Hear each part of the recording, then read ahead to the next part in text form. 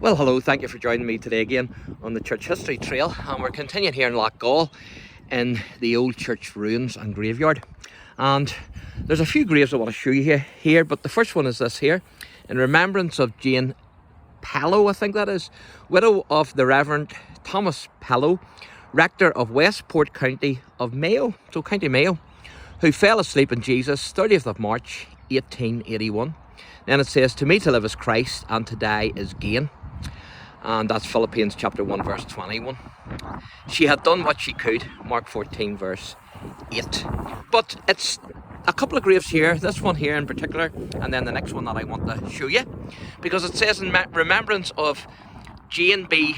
Dunstan, who fell asleep in Jesus 14th of April 1884. For 21 years the faithful friend and housekeeper to Mrs. Cope of the Manor House, LOUGHGALL.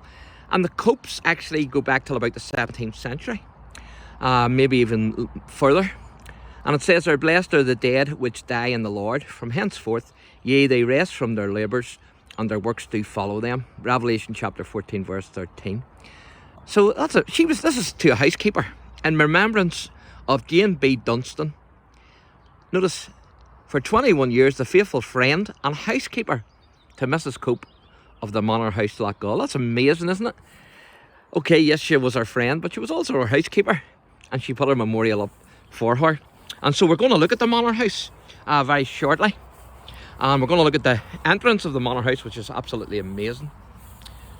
This is another one here, and it says, "In affectionate memory," I think that is, "of Mary Ann Beatty of the Manor, LOUGHGALL." So this is another one of the Manor, LOUGHGALL.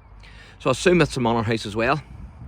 And it says, "Eve, a faithful friend and servant who fell asleep May 6th, 1904, aged 82, until the day break and the shadows flee away." Song of Solomon.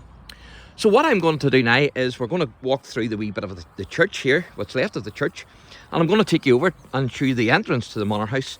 And it's a great wee walk up, so I'm not sure if I'll walk up to the Manor House, but you can see the Manor House anyway from where we will be. So we'll see how we go with that. Might walk a wee bit for you. So that's the church. And we're just going across the road to the Manor House.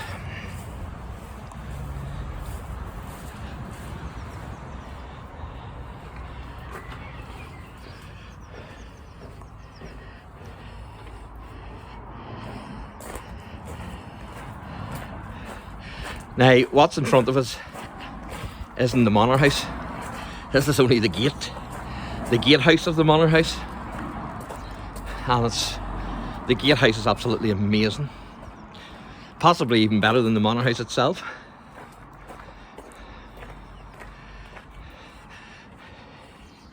And there's a wee board that we're going to read here. Isn't that amazing?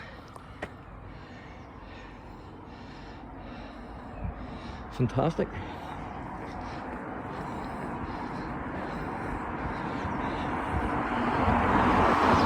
So I'll read this out to you. It says, "Manor House entrance, an ornate example of early Victorian gates with balustrade screen and twin gate lodges, built around 1842 in the neo-Jacobean style. They have retained almost all their original features, apart from a wrought iron overthrow toppled by a lorry in the 1960s. Together they combine to form a flamboyant entrance to an important demise." And certainly it's fantastic, isn't it? And unfortunately the gates are being closed, so we can't go in, but I'll be able to zoom up a wee bit and let you see the Manor House itself. There you can see the crest. Can I ask you a wee question? Is this a private dwelling or what is this?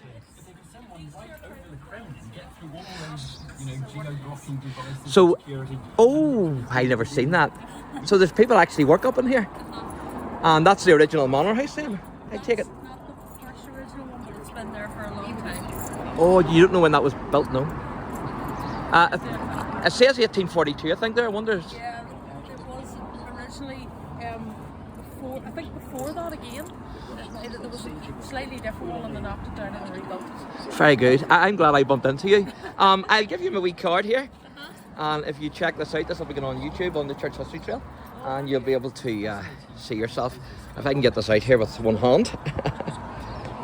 There you go. That's brilliant. Thanks very much. Thank you. God bless. So there you are. That's amazing, folks, isn't it?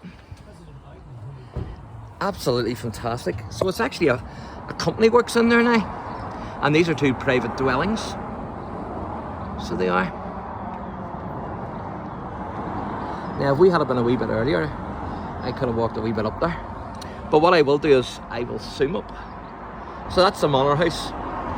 And she reckons there was a manor house there before that. That's pretty big enough. So it is, there's no doubt about it.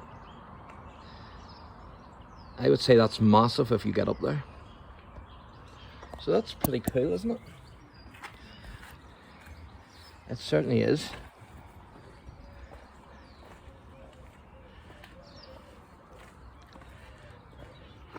It certainly is, there's no doubt about it.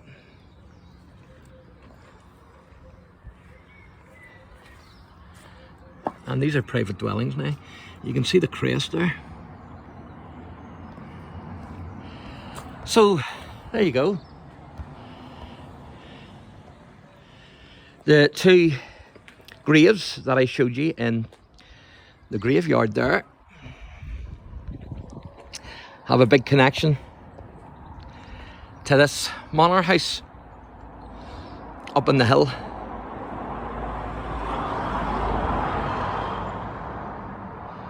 Fantastic.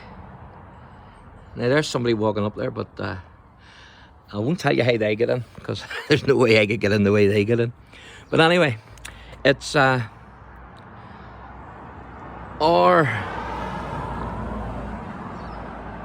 think that's McCall, Caledon, and that's 1842.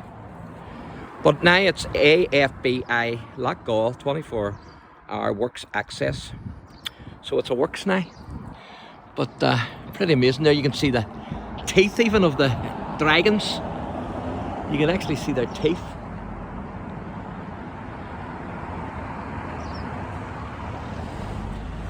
I thought maybe they were apartments, but they're not.